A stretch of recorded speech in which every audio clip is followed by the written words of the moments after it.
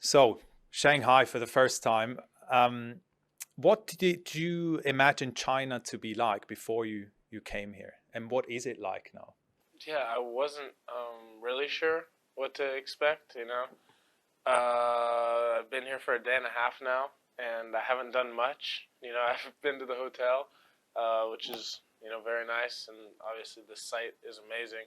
One of the better Masters 1000 sites I've been to, with number of courts, gym space, warm up area, locker rooms. It's just amazing facilities.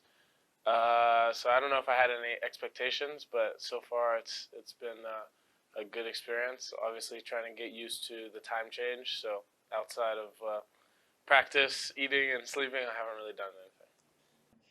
How aware are you of what this tournament stands for, its past champions, its status maybe as well on the tour? And have you previously watched any of this tournament?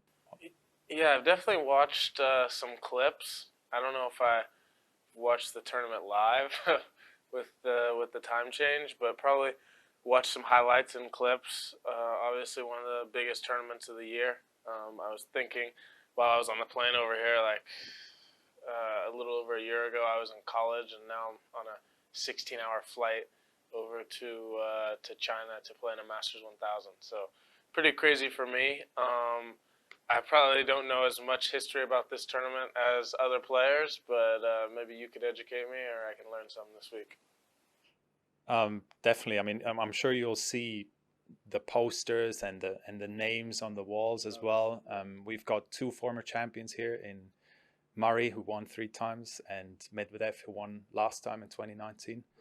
And then obviously Federer has won it four times, Djokovic, and so forth. So lots of big names. But you mentioned there, a year ago, you actually played a challenger tournament in Fairfield, California. Now you're here in the world's top 20 at one of the biggest tournaments. How do you cope with all of this? Yeah, it's tough for me when you're in the moment. You're not really thinking about it as much, and right now I'm just focusing on improving and on to the next. So I'm not really giving myself time to think about, oh wow, look where I was so long ago. I'm trying to just keep pushing forward. I think that's important for me. I have a very developmental mindset, and so I want to be able to just keep moving forward and improving. Are you excited every time you go to a new tournament, or is that just normal for you to like just travel the tour and you're almost like established in that sense? Yeah, I'm definitely excited every time I go to a new place, new tournament, new site. And for me, it's been a year of almost every tournament I've played has been a new one. So to be able to be here, have another new experience, and my next 4 or 5 tournaments to end of the year will be the same. I'm excited to this for this end of the year swing. Is the attention, the fame, I guess the money as well, the special treatment that you're getting at these tournaments now as one of the top 20 players, is that something you get used to, or is that something that's you still can't believe is happening? Yeah, I mean, it's something that you don't believe fully is happening. Another one of those things that you try to put in the back of your mind. I'm 20 years old. It's such a long life, and hopefully long life on tour. So yeah, for me, I try to compartmentalize and not think about those things as much. I don't know, what special treatment you'd be talking about. I don't know if I've got any yet. Obviously, being in the top 20 is something that's new to me.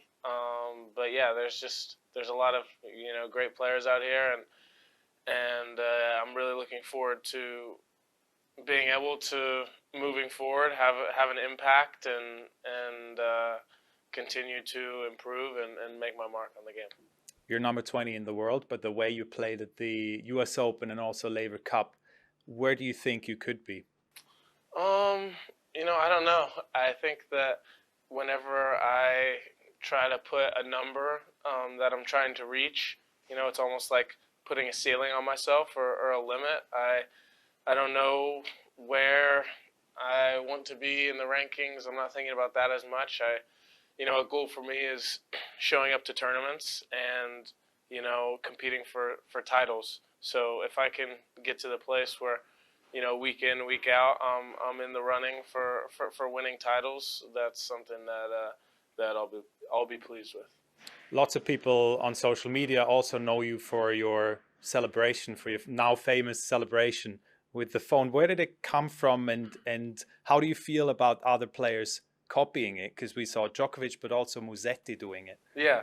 So it kind of came from my friends at the University of Florida, track and field athletes. That's kind of their signature celebration.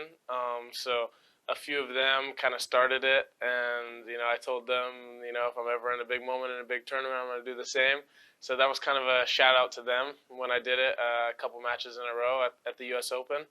And then yeah, it's kind of caught on. I don't know. I didn't really think that it would be something that became a big thing just because it was me with a shout out to my friends back home. But yeah, you saw Djokovic do it. You saw Musetti do it. You saw Fognini do it. The guys at Laver Cup were doing it whenever I won a big point, and it's even gone outside the sport. I saw, was it Hakimi, maybe the footballer? I saw. I think he did it in one of his games, and I'm getting tagged on social media all the time of people who win a game or win a match, and they're doing this and hanging up the phone. So I mean, it's pretty funny for me.